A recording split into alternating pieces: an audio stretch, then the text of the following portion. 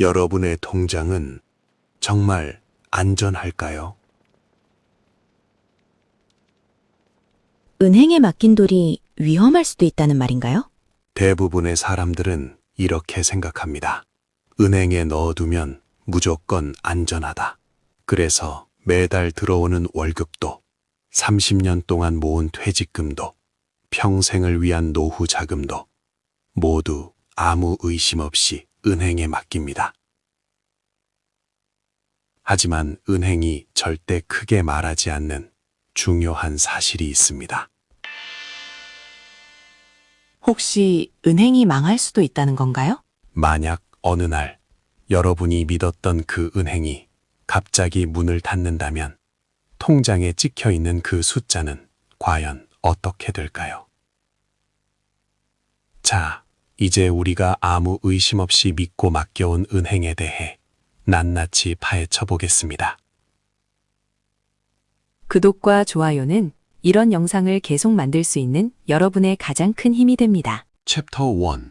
우리는 왜 은행을 믿을까? 한국 사람들의 은행 신뢰도는 세계적으로도 매우 높습니다.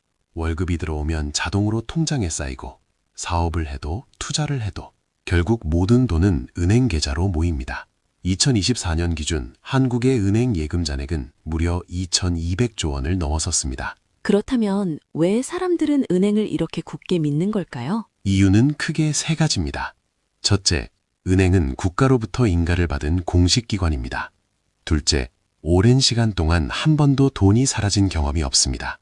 셋째, 정부가 보호해준다는 막연한 믿음이 있습니다. 하지만 이 세 가지 믿음 중 정확히 이해해야 할 부분이 있습니다. 챕터 2.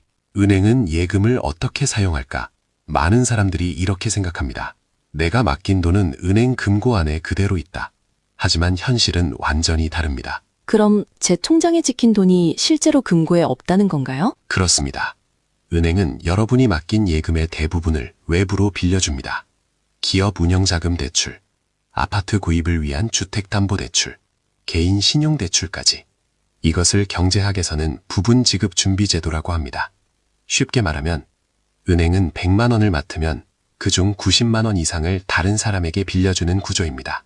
즉, 여러분의 통장 잔액은 숫자로는 존재하지만 실물 현금으로는 그 자리에 없습니다. 그러면 모든 사람이 동시에 돈을 찾으러 가면 어떻게 되나요? 바로 그것이 뱅크런입니다. 2023년 미국에서는 실리콘밸리 은행 SVB가 단 48시간 만에 파산했습니다.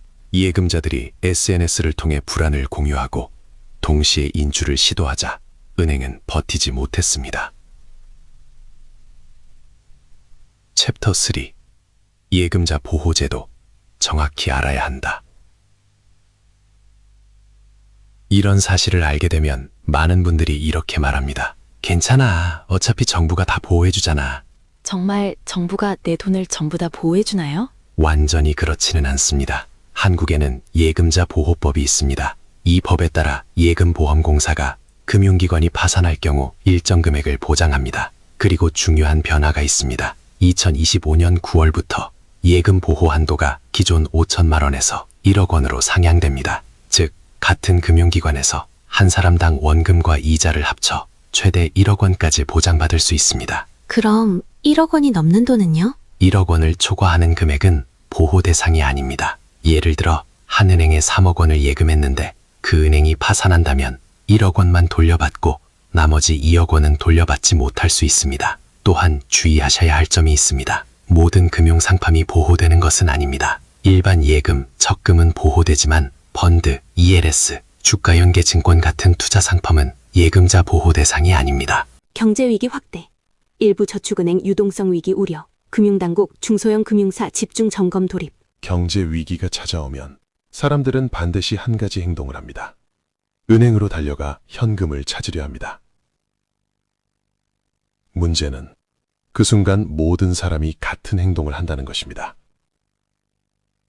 1997년 IMF 외환 위기, 2008년 글로벌 금융 위기, 2011년 저축은행 사태.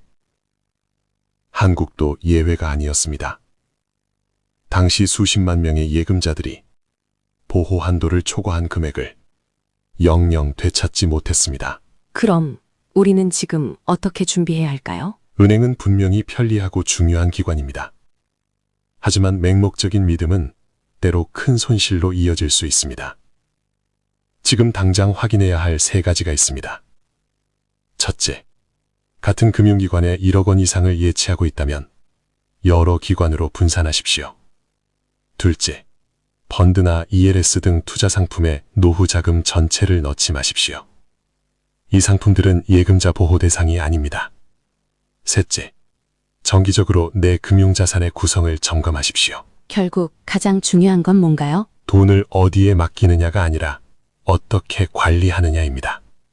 은행이 여러분의 노후를 책임지지 않습니다. 국가가 여러분의 전 재산을 보장하지도 않습니다.